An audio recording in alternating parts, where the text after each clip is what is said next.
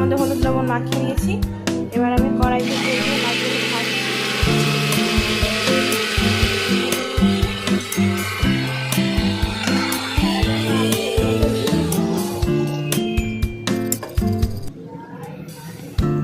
এবার আমি মিক্সিতে বেটে নিয়েছি মশলা, আদা রসুন পেঁয়াজ আর একটা দিয়েছি গোটা টমেটো আর একটু কাঁচা জিরে পরিমাণ মতো।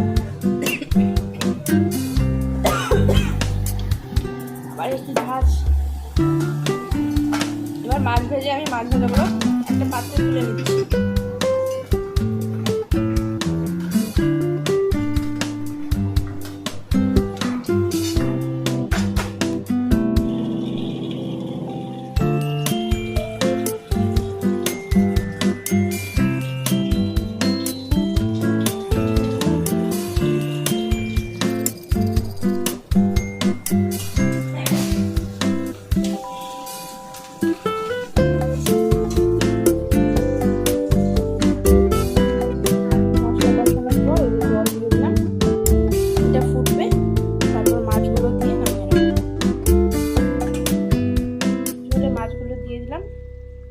এটা ফুটবে একটুখানি, তারপরে নামিয়ে নেব।